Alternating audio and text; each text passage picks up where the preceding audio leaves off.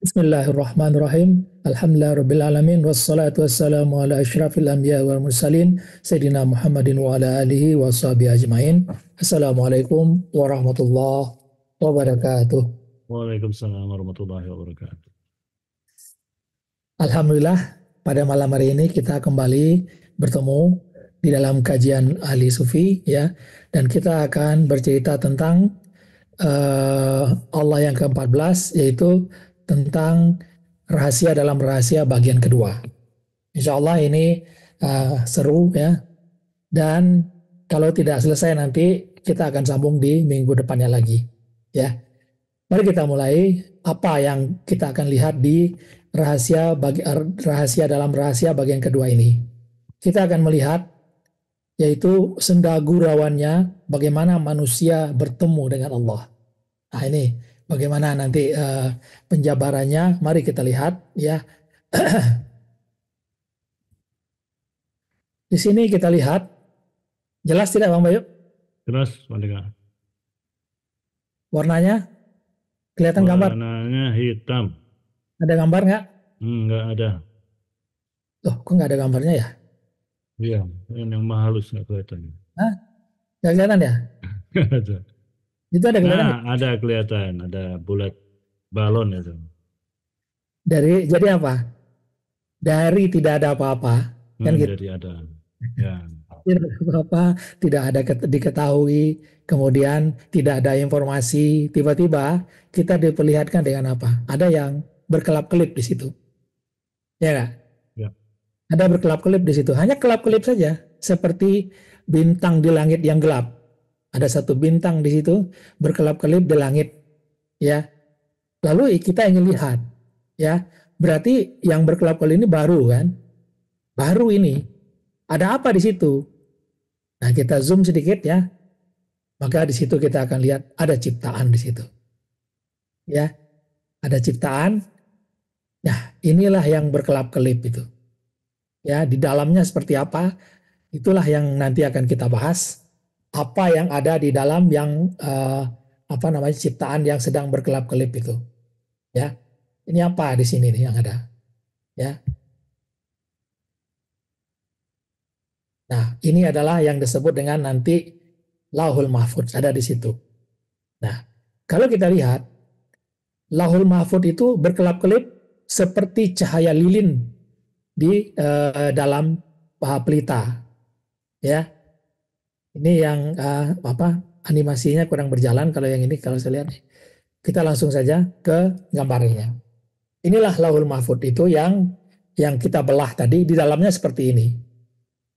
Dari yang tadi tidak ada apa-apa, ya, tidak diketahui, barulah di sana ada apa? Di sana ada ruang, ada waktu, ya. Di dalam ruang dan waktu itu ada materi, ada energi, ada frekuensi, ada vibrasi, ya, energi, frekuensi, vibrasi yang menciptakan kehidupan.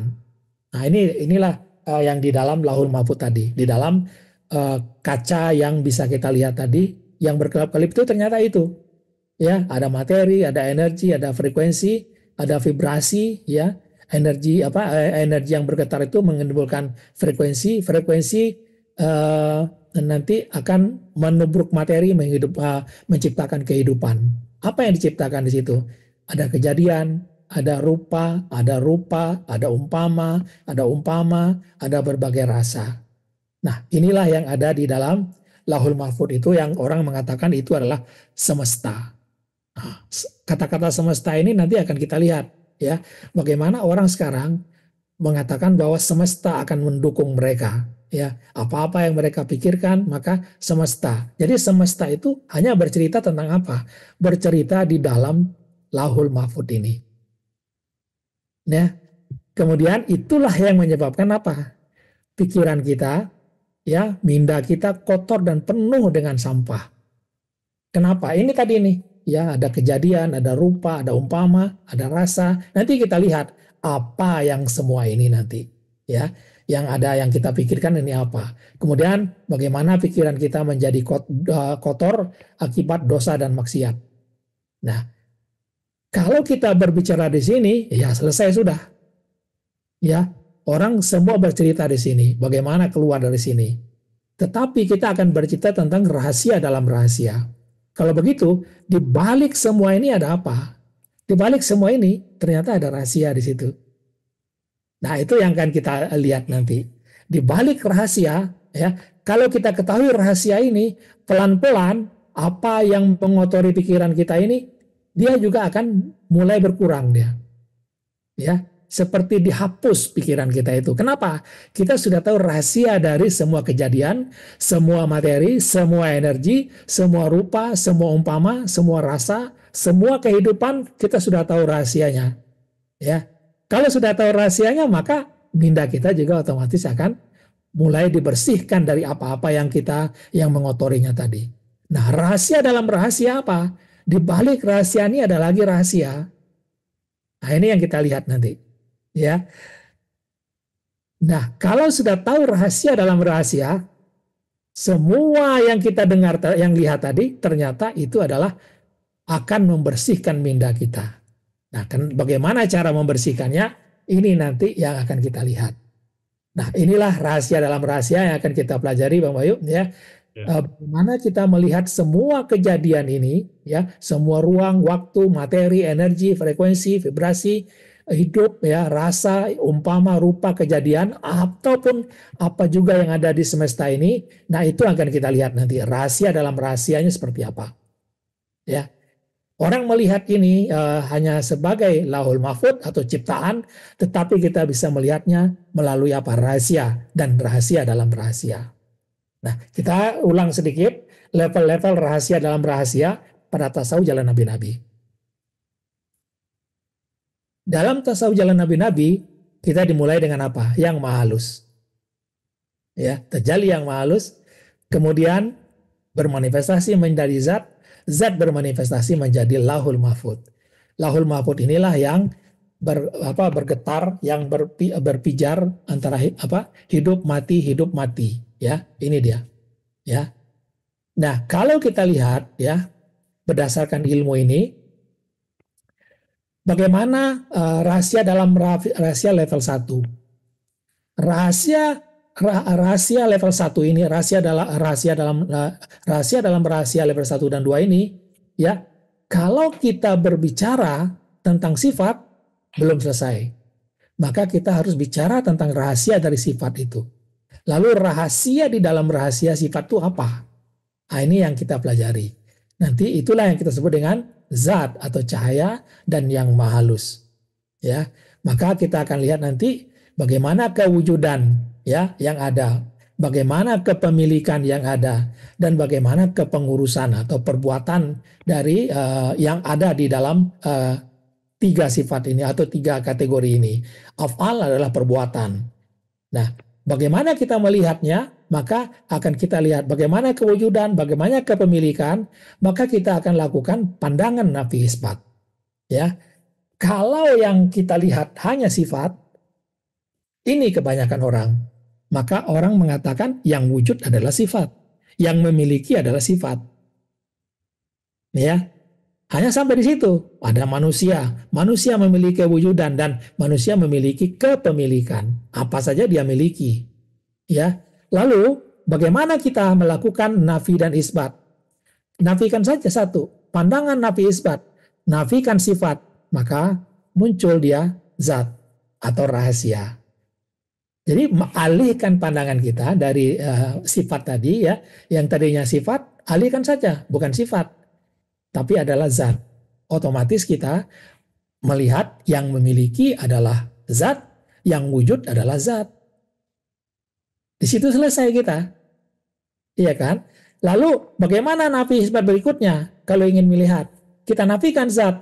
Kita nggak melihat lagi zat dan kita tidak melihat lagi sifat. Tadi kita semata-mata melihat yang maha halus. Inilah rahasia dalam rahasia itu. Nah, di sini kita selesai membicarakan tentang kewujudan dan kepemilikan. Lalu bagaimana dengan af'al? Ya, af'al itu kita akan melihat adalah bagaimana perbuatan yang maha halus terhadap zatnya atau terhadap sifat-sifat yang terzahir. Kita melihat perlakuan dari yang maha halus terhadap zat dan terhadap sifat. Itu perbedaannya. Ya, bagaimana kalau kita melihat kewujudan maka nafi isbat. Tapi kalau melihat af'al, kita melihat bagaimana perlakuan dari maha halus terhadap penzahirannya. Penzahirannya menjadi zat, zat menjadi sifat. Nah, itulah yang level 1 dan 2 selesai di situ. Lalu level 3 gimana? Ya, kalau kita sudah selesai di sini, kita sudah tidak kewujudan adalah kewujudan yang maha halus, kepemilikan yang maha halus, perbuatan adalah perlakuan yang maha halus terhadap ciptaannya atau penzahirannya atau manifestasinya, maka baru kita bisa masuk kepada level 3. Kalau tidak, masih ada pertanyaan kita. Kenapa orang begitu? Nah, berarti kita masih masuk di af'al ya. Af'al belum selesai kita kalau masih ada pertanyaan kenapa. Siapa? Seharusnya masih belum selesai kita di situ. Masuk di situ. Masuk lagi bagaimana perbuatan af'al Allah. Disitulah akan diterangkan bagaimana rencana Allah yang sempurna, ya, bagaimana semuanya berhikmah, semuanya ada di situ. Nah, kajian-kajian ini sedang disampaikan oleh Bang Azmi, oleh Bang Mansur, ya. Kemudian tentang kewujudan dan kepemilikan sedang disampaikan oleh Bang Abdul Aziz, Kak Eki, semua disampaikan di situ. Dan kajian-kajian saya yang lalu juga sudah menyampaikan itu. Nah, sekarang kalau ini sudah selesai ya, sudah melihat kewujudan, sudah melihat kepemilikan adalah yang maha halus, kewujudan yang maha halus, perlakuan semua adalah perlakuan maha halus, baru kita masuk bisa ke level 3. Nah, level 3 ini berbicara tentang apa? Rahasia dalam rahasianya ada. Di situ juga ada rahasia dalam rahasia. Apa? Rahasianya adalah rahasia yang maha halus yang mengurus. Ya, yang maha halus yang bergurau. Jadi kita berbicara semata-mata tentang sumber ini. Ayat-ayatnya bisa sama. Ya, pembicaraan kita sama, tapi kita sekarang fokus kepada yang maha halus. Yang bagaimana? Yang mengurus, bagaimana dia bergurau. Ya, nah itu dia. Nah, kalau tadi kita melihat ini tadi adalah Lauhul Mahfuz tadi, kita sudah bisa sekarang melihat di balik ini ada apa? Ada zat. Di baliknya lagi ada yang maha halus. Nah, yang kita bicarakan yang maha halus dan zat itu adalah yang di dalam Lauhul Mahfuz ini. Kalau yang di luar tidak kita ketahui juga. Ya, tapi yang di dalam yang maha halus ini, di dalam yang Lauhul Mahfuz ini, maha halusnya yang menjadi sumber dari semua pergerakan, semua pengurusan, semua perbuatan. Yang di sini, yang di luar kita tidak tahu apa-apa, ya. Nah, ini yang kita bahas itu, yang maha halus di situ. Lalu bagaimana kita membahasnya? Ya. Nah, ini dia yang kita bahas. Yang ini adalah Lauhul Mahfuz tadi kita kecilkan, maka baru kita lihat ini adalah ini ada rahasia dalam rahasia. Nah, bagaimana kita melihatnya? Di sini ada sifat atau ciptaan, kemudian di situ di rahasia adalah hakikat zat, kemudian rahasia dalam rahasia adalah maha halus atau ma'rifat di situ. Kalau zat adalah cahaya, sedangkan ma'rifatnya atau maha halus itu adalah tidak serupa, tidak seumpama. Sama dengan Allah juga sebenarnya, karena yang maha halus ini sebagian maha halus sedikit sekali dari diri Allah yang maha besar. Ya. Nah, lalu barulah kita bisa membaca ayat-ayat ma'rifatullah. Ini ayat-ayat ma'rifatullah yang kita baca. Bagaimana dia yang zahir. Ya, kalau kita melihat di ciptaan, yang zahir ciptaan, yang batin siapa? Ya ciptaan juga gitu. Atau ada badan, ada ruh. Nah, mungkin di situ mainnya. Ya, kalau kita melihat di ciptaan ini, ya ciptaan ada jasadnya, ada ruhnya, ya ruh atau nyawa, semua itu adalah yang batinnya. Sedangkan jasadnya adalah yang zahir, yang awal, yang akhir, semuanya mengenai ciptaan. Nah, kita tidak bisa menjawab tentang yang maha halus, yang maha meliputi, yang maha melihat, yang maha mendengar. Kalau kita melihat ciptaan, maka kitalah yang melihat, kita yang mendengar. Nah, kalau kita nafikan ciptaan atau sifat, maka kita berbicara tentang rahasia, maka semua ini bercerita, sifat-sifat tadi bercerita tentang zat.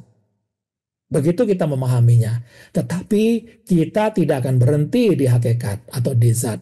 Kita langsung maju kepada atau mundur lagi kepada level berikutnya, yaitu rahasia dalam rahasia. Kalau sudah tahu rahasia dalam rahasia, maka semua karakteristik tadi, ini adalah bagaimana yang zahir, yang batin, yang awal, yang akhir, ya, yang maha melihat, mendengar, mengetahui, ya, kemudian yang berkuasa, kemanapun kamu lihat, Anda melihat wajahnya, yang bersemayam di atas arsh, semuanya ini bergantung atau bertumpu kepada yang maha halus. Begitu kita membicarakan rahasia dalam rahasia tentang sifat-sifat dari Allah Subhanahu wa taala. Ya. Lalu tidak selesai di situ. Bagaimana kepemilikan? Ya, kepemilikan sama.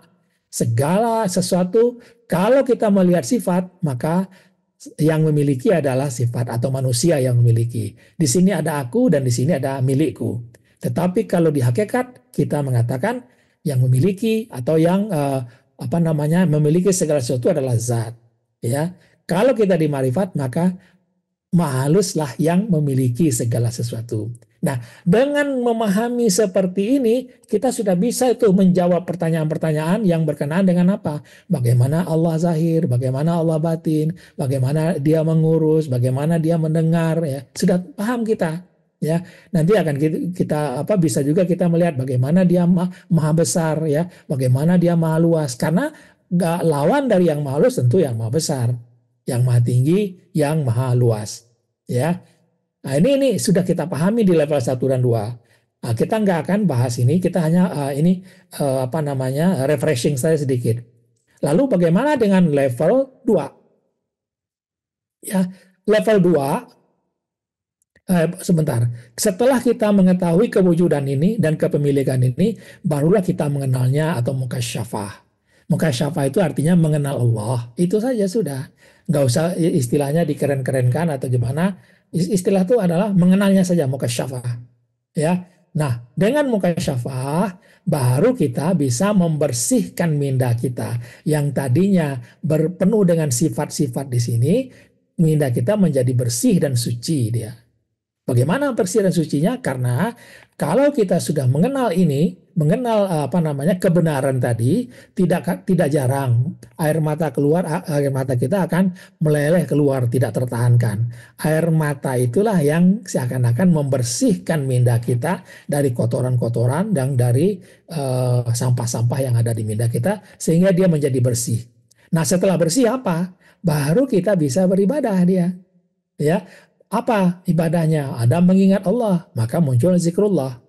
Ya, lalu bagaimana beribadah kepadanya? Ya, ibadah, lakukan ibadah yang sudah kita kenal selama ini, bagaimana puasa, bagaimana sholat tahajud dan sebagainya. Nanti kita lihat, ya, dengan tidak mensyirikkan Allah ibadah kita itu. Nah, kalau kita gambarkan, ini hasilnya, ya. Ini adalah minda kita. Di sini kita sudah bisa membuat base camp nanti, ya. Nah, base camp hasilnya di sini, ya, di level 2, ya, atau di level zikrullah dan ibadah, ya. Setelah itu ya, masuk ke level 2. Level 2 ini akan berhubungan dengan apa? Dengan kepatuhan dan keridhaan. Mari kita lihat tadi, ya. Ini adalah Lauhul Mahfuz tadi, ya. Ini sudah kita bahas di minggu lalu. Kita cepatkan saja, ya. Nah, rahasia dalam rahasia di level 2 atau af'al ini adalah bagaimana ciptaan itu adalah lakonan atau sandiwara, kemudian senimannya adalah zat, dan sutradaranya adalah yang maha halus. Jadi sutradaranya yang maha halus. Maha halus menggerakkan zat, menggerakkan ciptaan. Zat menggerakkan ciptaan. Nah, inilah rahasia dalam rahasia mengenai af'al. Ya. Nah, apa yang terjadi kalau ini kita sudah dapatkan, ya? Contohnya bisa juga ini dalang dengan wayang kulit, ya. Dalang adalah yang menggerakkan semua, wayang kulit yang digerakkan, dan lakonannya yang terpapar di layar, ya. Lalu apa yang terjadi? Ya, kita bisa melihat bisa melihat apa? Berbagai kejadian di alam semesta. Bagaimana kita melihat ada yang benci, ada yang cinta, ada yang sayang, ada yang marah, ada yang baik, ada yang buruk, ada iman, ada kafir, kaya, miskin, sakit, sehat, hidup, mati, suka, duka, tertawa, menangis, dan sebagainya. Ya, ada bencana, ada ujian. Kita sudah bisa melihat ini, bahwa semua ini adalah perbuatan dalang terhadap atau halus terhadap zatnya yang melahirkan ciptaan. Jadi ciptaan tidak bisa berbuat apa-apa karena dia hanya mengikuti permainan dalang. Nah, di sini dia level 2. Jadi dalang lah atau sutradara lah yang menggerakkan zat atau halus menggerakkan zat dan menghasilkan lakonan dari ciptaannya yang jumlahnya tidak terhitung banyaknya. Nah, ini adalah skripnya sudah sempurna. Ini bagaimana kesempurnaan skrip itu kita pelajari di dalam level 2. Kalau masih ragu tentang skripnya, ulang level 2 lagi. Ulang lagi level 2, ulang level 2 lagi. Karena level 2 ini paling sulit sebenarnya. Walaupun di dalam rukun Islam, rukun iman, dia dikatakan rukun iman yang ke-6, ya. Tapi sebenarnya ini yang paling sulit. Gitu. Paling sulit yang beriman kepada apalnya ini. Karena dia berhubungan dengan takdir. Ya, nah kalau sudah kita paham ini, sudah mengerti ini bahwa semua adalah permainan dalang terhadap zatnya, ya atau wayang kulit, dan kita tidak bisa berbuat apa-apa, kita hanya menyerah patuh kepada kehendak dalang, baru di situ kita bisa masuk kepada satu sikap lagi, yaitu bagaimana kita Islam. Ya, Islam itu adalah menyerah penuh 100% kepada takdirnya. Ya, baru bisa di situ. Kemudian kita baru ridha atas perbuatannya. Tidak ada lagi pertanyaan, kenapa dan sebagainya. Jadi setelah kita tadi menghasilkan ingat Allah yang permanen, ya, yang sulit kita yang sudah agak permanen lah, belum permanen banget gitu ya. Itu maka dengan level 2 ini muncul sikap kita bagaimana kita bisa Islam dan ridha. Islam adalah patuh 100% kepada takdir Allah atau kehendak Allah, menyerah 100%. Menyerah. Kalau belum bisa menyerah, belum sampai di situ. Udah, itu kuncinya. Ya, belum bisa menyerah, belum bisa ridha, belum sampai, baca lagi. Ya, kalau sudah bisa, baru bisa masuk kemana? Kita level berikutnya. Ya, kita bisa dengan begitu kita bisa hidup macam biasa, ya. Kita bisa hidup, kita nggak ada perubahan, nggak ada perbedaan. Syariat jalan, ya, kemudian kerja juga jalan, tapi orang tidak tahu bahwa di sini kita mempunyai pengetahuan sekarang. Nah, ini bedanya, ya. Setelah itu barulah kita siap untuk dipanggil masuk ke alam sakinah. Nah, itu urutannya begitu. Kalau belum sampai di sini, belum ada keredaan, belum ada kepatuhan atau menyerah 100%, jangan harap masuk ke alam sakinah sudah. Jangan harap, karena syaratnya itu, ya alam sakinah. Ini alam sakinah nanti bagaimana masuknya di situ ya. Nah, kemudian bagaimana kita masuk di level 3 tadi, sumber dari segala sumbernya itu adalah yang maha halus, ya. Nah, ini yang akan kita lihat. Bagaimana dia mengurus, bagaimana dia bersandiwara. Nah, ini akan kita lihat. Ya, nanti setelah dampaknya apa? Dampaknya apa? Kalau kita sudah paham ini, maka ini menjadi bersih banget, bersih. Ya, tidak ada lagi pergolakan, maka nanti zikrullah kita berubah menjadi alam sakinah. Itulah yang siap untuk dipanggil. Siap untuk dipanggil, ya. Kalau belum siap, maka nggak bisa masuk kita di situ, ya. Kecuali benar-benar dipilih oleh Allah Subhanahu Wa Taala.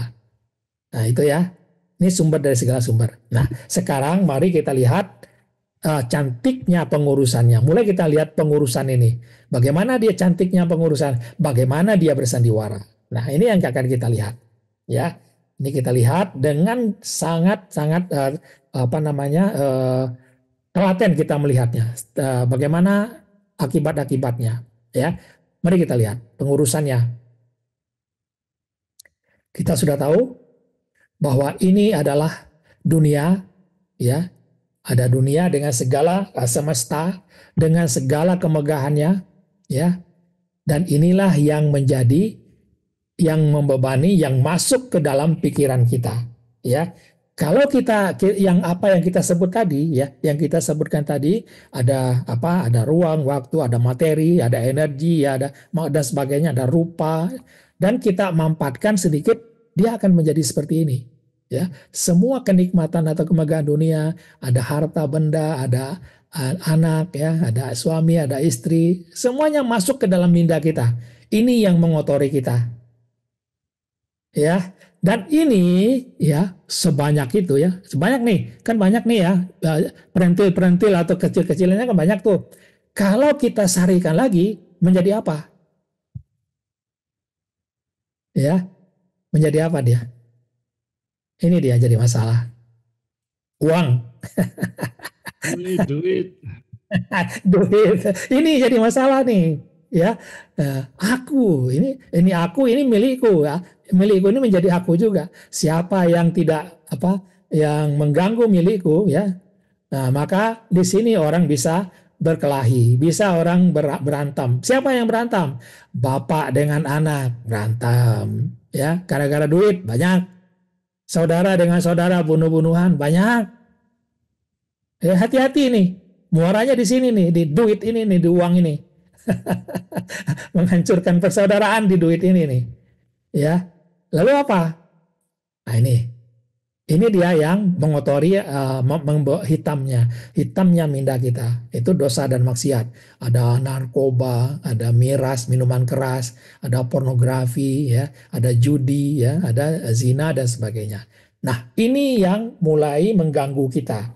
Semua tadi, ya, ada harta benda dan kepemilikan, ya, kemudian disarikan atau disatukan atau dikecilkan lagi menjadi uang.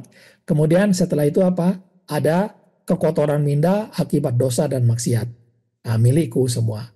Nah, kalau ini semua hancur, ya, hancur oleh bencana, ya, hancur oleh berbagai bencana lagi itu kan, maka muncullah deritaku. Nah, diambil semua milikku gitu kan. Aku milikku, maka semua diambil. Inilah menjadi deritaku. Nah, ini yang membuat badai di dalam pikiran kita. Ya, badainya yang menyebabkan apa? Ini nih. Ada emosi yang berjalan atau energy motion, atau emotion itu adalah energi yang bergerak, ya. Bagaimana bergeraknya? Dari bawah, dari orang apatis, dari sedih, takut, ambisi, marah, sombong, muter-muter saja di situ, ya. Bergeraknya. Kenapa? Karena ini akibat dari apa? Aku, milikku, dan deritaku tuh ada di sini penyebabnya. Ya, di sini penyebabnya. Ada pergerakan energi yang menimbulkan apa? Yang menimbulkan wajah kita atau terpancar dia dari wajah kita. Ini wajahnya berasal dari ini, dari emosi ini, ya, terpancar dia di dalam wajah kita. Ya, lalu karena dia energi yang bergerak, dia yang berpindah, ya, maka bisa dirasakan di mana? Bisa dirasakan di dada kita, karena di dada kita adalah pusat dari roh dada kita. Roh itu disitulah yang bisa merasakan nanti rasa itu. Maka rasanya apa? Dada kita kok jadi sempit, nafas kita terengah-engah, badan kita tegang, ya. Oh, semuanya nggak enak, ya. Oh. Nah, di sini nggak enak, di sini terpancar gambarannya, ya. Maka apa yang terjadi? Ya, nah, di sini adalah mainan dari iblis di sini. Nah, di sini iblis bermain. Ya, dia bisikkan ke dalam minda kita apa-apa yang telah kita simpan di dalam minda kita atau maksiat yang telah kita lakukan selama ini. Ini yang menjadi penyebabnya.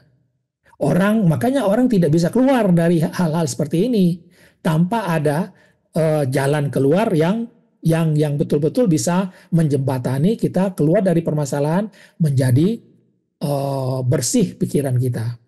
Lalu apa yang terjadi? Ini selangkah lagi saja menimbulkan apa? Tindakan fisik. Ya, tindakan fisik udah. Ya, tindakan fisiknya bermacam-macam.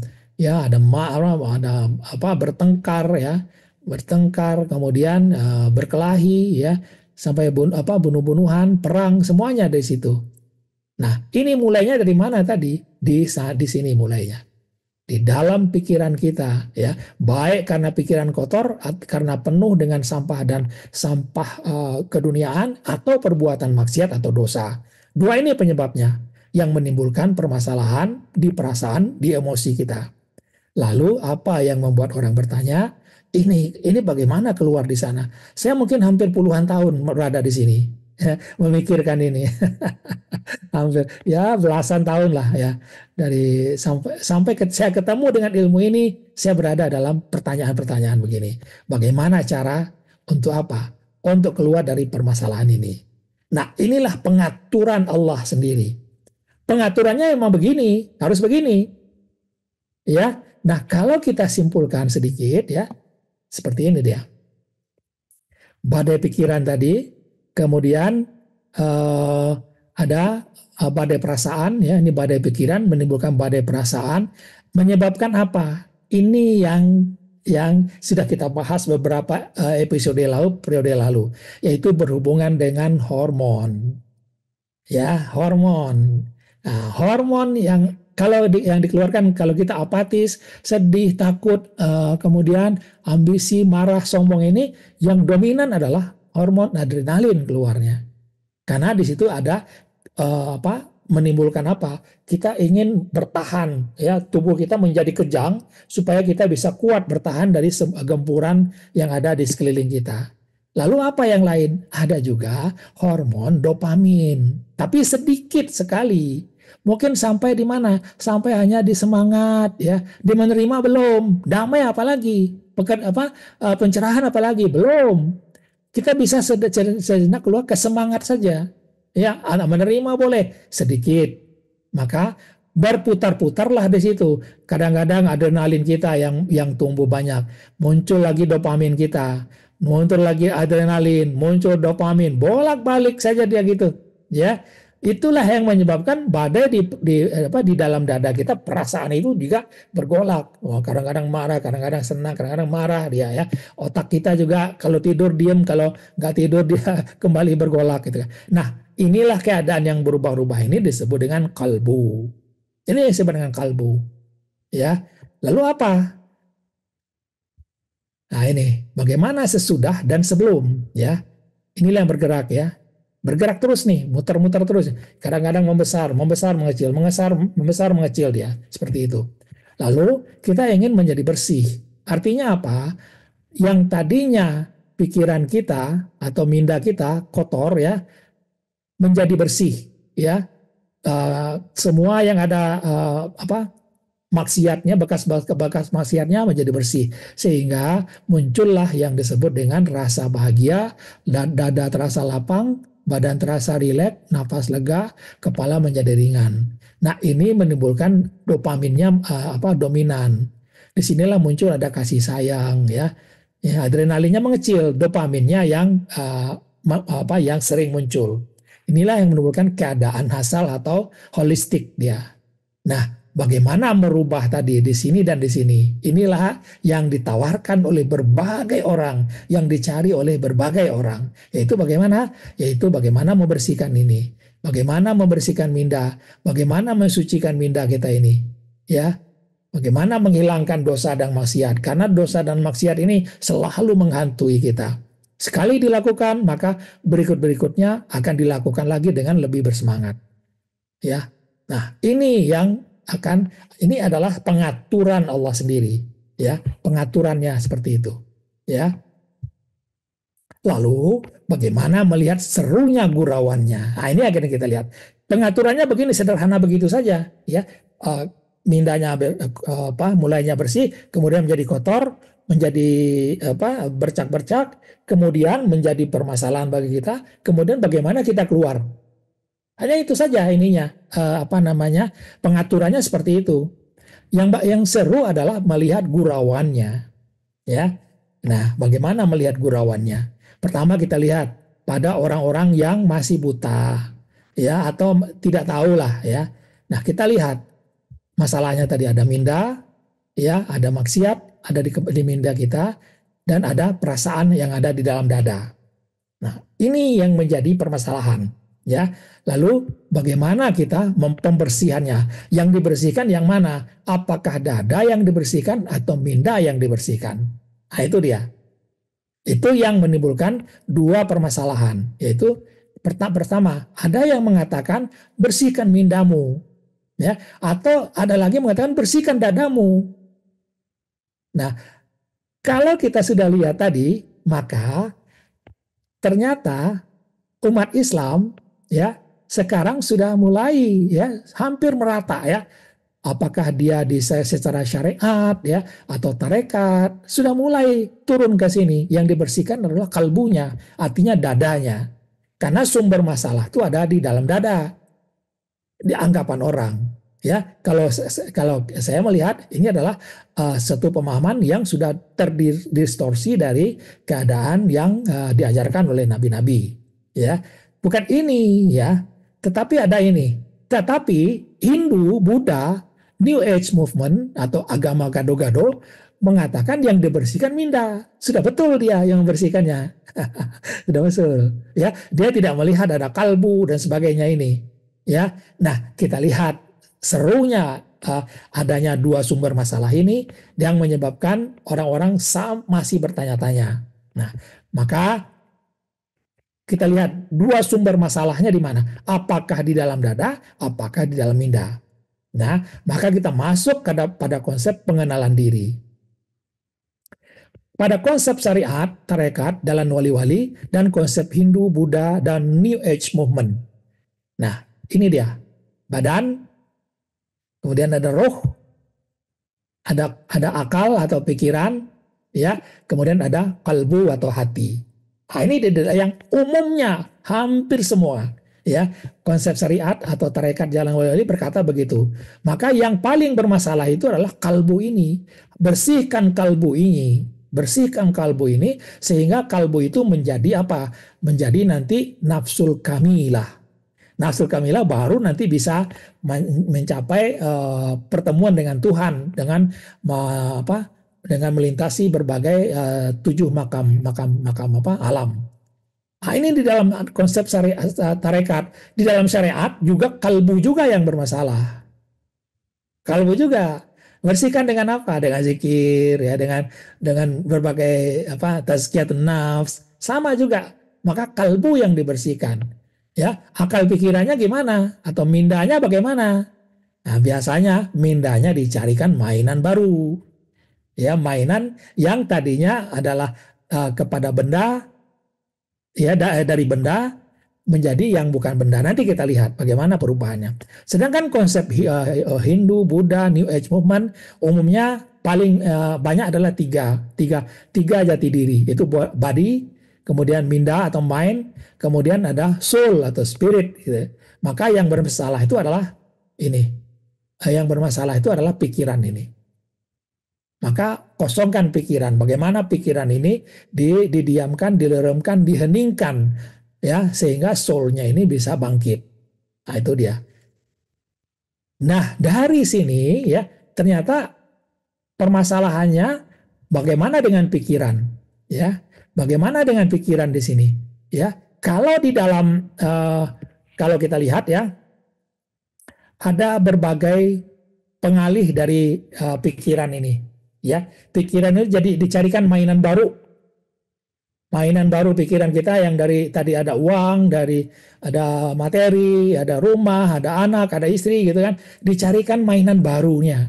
Disuruh apa? Disuruh fokus kepada titik khayal, ada cakra atau lataif, membayangkan sesuatu atau wajah, misalnya wajah guru, huruf alif lam lam, pantai, lalamha, pantai, pegunungan, ya. Kemudian paling banyak sekarang adalah mengamati keluar masuk nafas. Karena kalau nafas yang diperhatikan, kita hanya dua saja. Masuk, keluar, masuk, keluar, masuk, keluar. Nggak ada lagi pikiran kita kepada anak. Nggak ada lagi kepada harta. Nggak ada lagi kepada permasalahan kita. Maka keluar masuk nafas ini dipakai di semua ini kan sekarang. Di semua uh, uh, tradisi wali-wali, tradisi New Age movement, tradisi Hindu, Buddha dan sebagainya. Bahkan ada orang yang di dalam sholatnya juga memakai, yaitu memakai nafas di dalam sholat, perhatian kepada nafas. Ya, ada ucapan, bunyi, suara tertentu, misalnya atau frekuensi tertentu yang di YouTube banyak tuh, frekuensi sekian meningkatkan hormon, meningkatkan mencerahkan ini kita mata ketiga atau pineal semuanya. Itu banyak sekali di situ ya, energi, rasa-rasa tertentu, ada rasa cinta, ada berlimpah, ada kasih ya. Kemudian arah ke dalam, mengecil, keluar diri, menyebar dan meluas, sikap tubuh tertentu. Tapi kita sudah tahu tadi, kalau kita perhatian di sini, bukankah ini semua masih ciptaan? Betul nggak? Ya, ya Bang Bayu, masih ciptaan nggak? Ya. Ya, ya inilah masih ciptaan, tetapi dalam bentuk lain. Mainan di dalam minda kita lari ke sini, ya. Maka lalu muncullah prosesnya. Zikir, rabita, zikir nafas, menyebut dengan jumlah tertentu, kalimat-kalimat thayyibah, zikir, salawat, lamunan perjalanan jiwa, suluk, patrap, uzlah, khalwat, menyebi dan sebagainya. Harapannya apa? Disinilah harapannya bisa bertemu dengan Tuhan atau disebutkan wusul. Lalu lenyap di dalam Tuhan, taraf wali dan punya karomah sakti, ya, ada yang si pahit lidah, ya, kata-katanya mujarab. Dalam Hindu sama, ya, sama nih prosesnya, membiarkan pikiran berjalan, meditasi cakra, nafas, sama nafas, ya, pikiran nggak bisa dihentikan, maka hentikanlah dengan melihat nafas.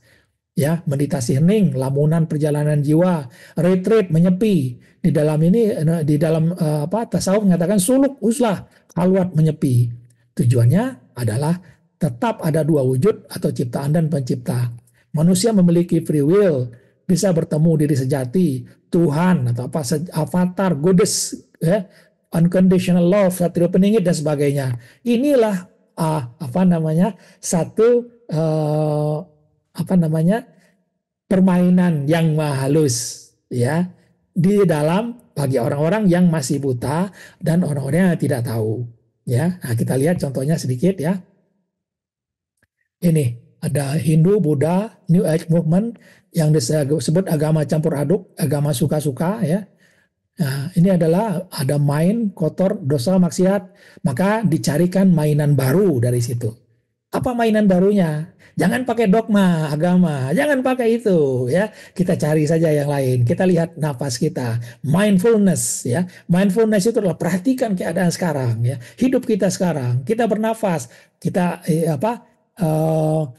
nafas kita perhatikan. Kita duduk, kita perhatikan di sekeliling kita. Jangan bergerak kemana? Jangan bergerak kepada masa lalu dan masa yang akan datang.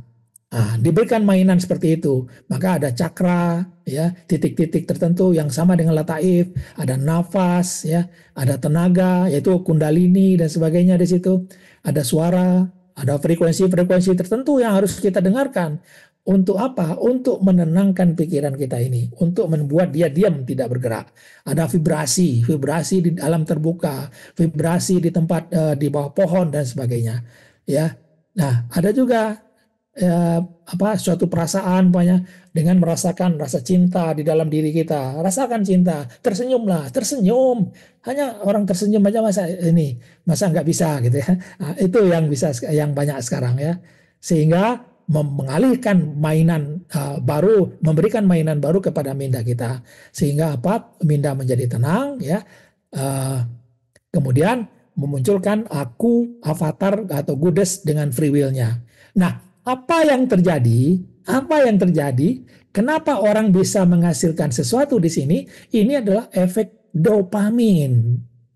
Dopamin ini menimbulkan kebahagiaan orang saat dia keluar dari masalah-masalah dia dengan memperhatikan cakra atau memperhatikan nafas atau memperhatikan rasa-rasa di dalam dadanya, ya, dopaminnya muncul, ya, dopaminnya muncul berganti-ganti. Sama ini dopamin ini, apabila seorang yang pencinta pornografi, dia membuka situs porno, dopaminnya keluar juga sama.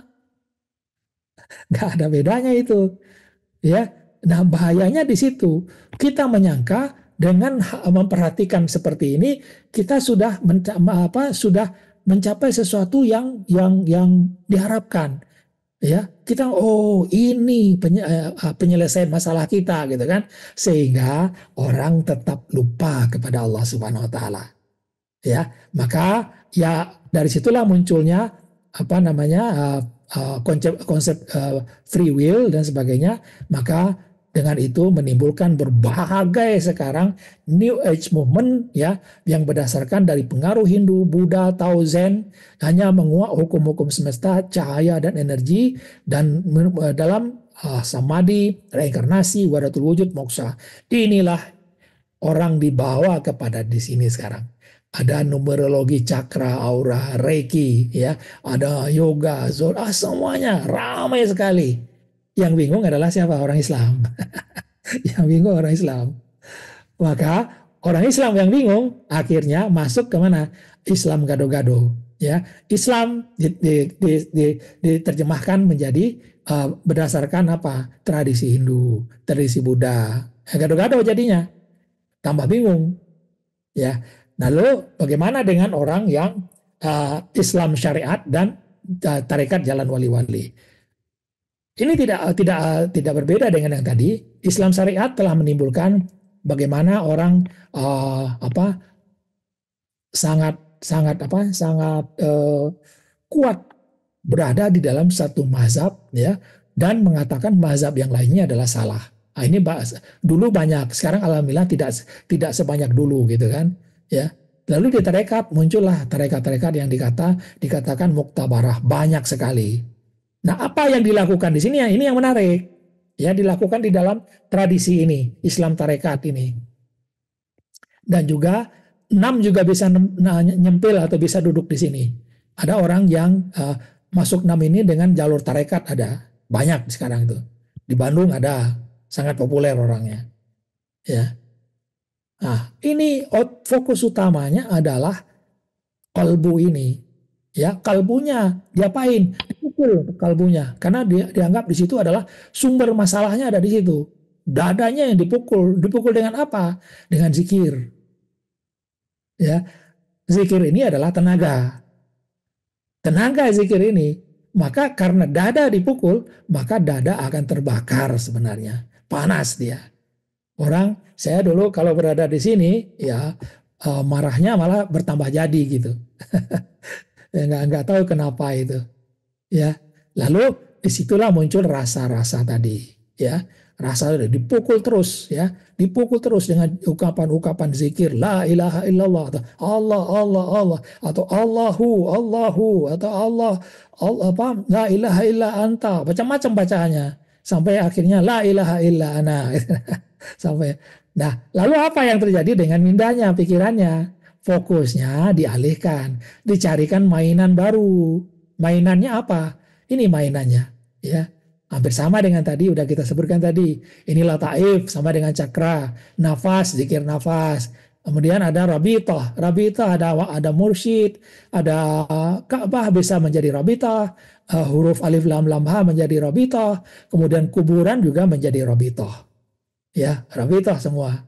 Ya, ada juga tari-tarian vibrasi, ya, bergerak di jalan, baik secara tidak terarah, ya, tidak terarah orangnya kemana saja di lapangan, atau terarah seperti dalam tarian Rumi, dia berputar.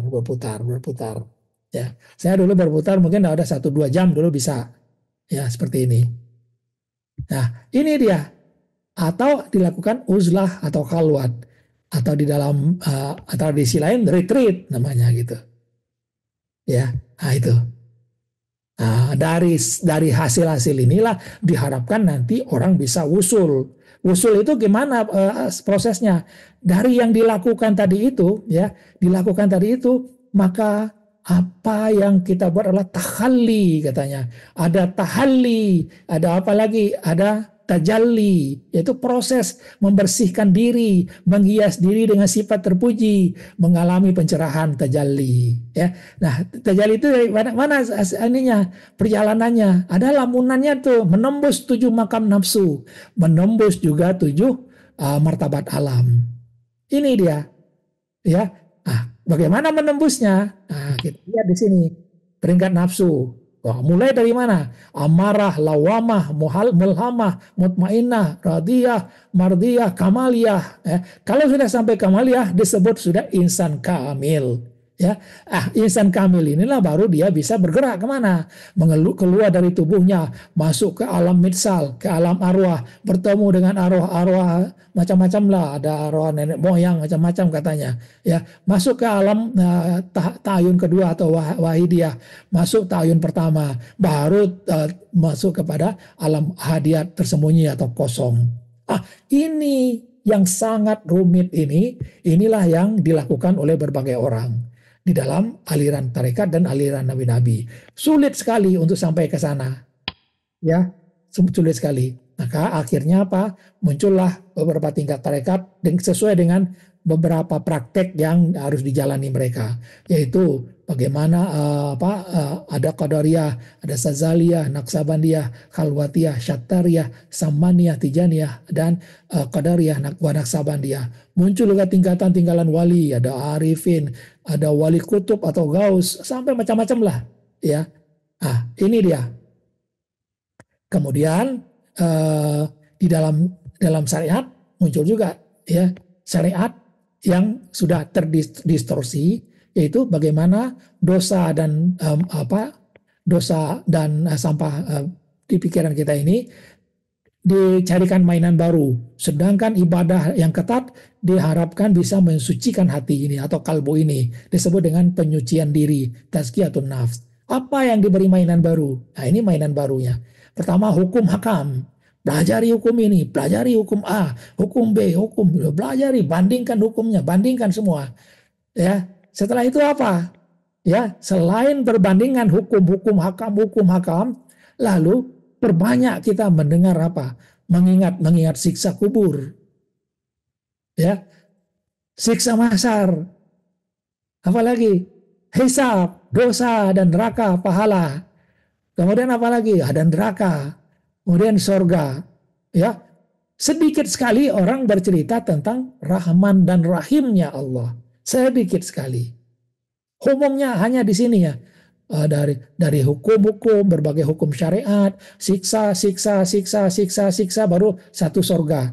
Tetapi kasih sayang Allah, bagaimana? 99 kasih sayang Allah ada 199 nanti di akhirat atau di alam akhirat, satu di dunia. Bagaimana kasih sayangnya mendahului kemurkaannya? Enggak pernah dibahas itu. Ya, tetapi kajian-kajian seperti ini ternyata tidak bisa sekali atau 2 kali mendengarkan. Maka disinilah banyaknya orang mengkaji, ada kajian ini, lari ke sana, lari lagi ke sana, kejar ke sana, kejar ke sini. Ya, tujuannya apa? Tujuannya adalah untuk nanti mendapatkan sesuatu. Ya, maka orang yang fokusnya kepada gambaran siksa dunia, kubur, nikmat surga, kiamat sudah dekat, kajiannya itu sedikit tentang kasih sayang Allah, kajian hukum hakam, takdir ya sedikit sekali. Kalbu dibersihkan dengan ibadah, tetapi dengan cara capek dan lelah. Itu yang kita lakukan, yang dilakukan oleh orang-orang yang bergerak di dalam syariat sekarang umumnya. Nah, ini yang menyebabkan apa? Munculnya hormon adrenalin dan dopamin kita berganti-ganti terus, ya. Tiba-tiba kita sudah bosan ini, adrenalin muncul, cari lagi pengajian ini. Di pengajian itu muncul dopamin lagi. Dopamin adrenalinnya ngecil gitu kan. Nyampe di rumah, adrenalinnya muncul lagi gitu. Muter-muter di situ saja. Itulah yang membuat orang rajin mengkaji, kemana-mana dicari. Ya, nah ini pada tasawuf jalan nabi-nabi. Nah, ini agak panjang ini dulu ya. Maka di dalam syariat muncullah aliran atau Islam itu sudah mengarah kepada fikih saja, hukum-hukum mazhab. Ini yang muncul sekarang. Ini enggak akan kita salahkan. Kenapa? Ini indahnya sandiwara atau gurauan dari yang halus. Ya, kita melihat ini gurauannya ini, ya tidak perlu disalahkan. Ya, nah bagaimana dengan pada orang-orang tasawuf jalan nabi-nabi? Nah, ini panjang, ya kayaknya tidak selesai malam ini, ya karena kalau ini kita teruskan nanti putus di tengah jalan dia, ya. Mungkin kita sambung di 2 minggu lagi Bang Bayu. Tetapi paling tidak kita sudah melihat ya. Pertama yaitu bagaimana pengaturan dia ya.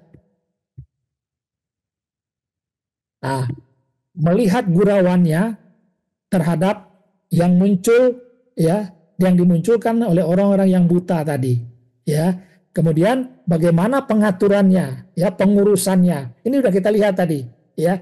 Bagaimana kotor mindanya, bagaimana akibatnya terhadap emosi kita, bagaimana terhadap wajah kita, bagaimana terhadap hormon kita, bagaimana dengan tindakan kita. Ya, ini sudah kita bahas ya. Ini adalah pengurusan dia sendiri. Dia yang mengurus seperti itu, harus berlaku seperti itu. Siapa saja manusianya akan mengalami hal seperti itu tadi.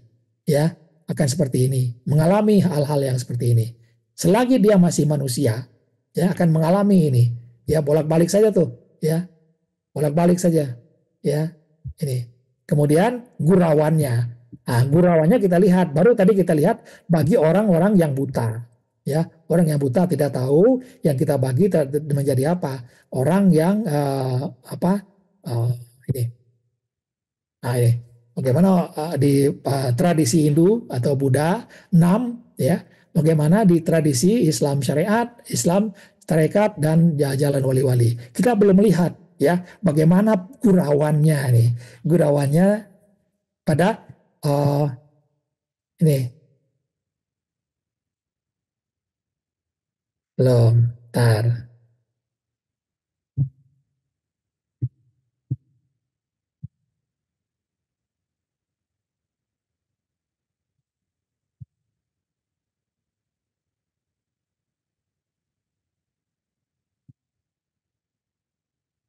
Oh. Nah, ini kita belum lihat ini. Bagaimana gurauannya pada orang-orang di dalam tasawuf jalan nabi-nabi. Bagaimana orang yang muka syafah, bagaimana orang yang zikrullah, ya, bagaimana orang yang ibadah, bagaimana orang yang musyahadah. Nah, itu adalah melihat nanti di 2 minggu lagi, itu adalah gurauan dia sendiri dan bagaimana kita menyikapinya. Sehingga nanti ada satu yang paling penting yang kita lakukan adalah ini. Ini yang paling penting ya, hasilnya nanti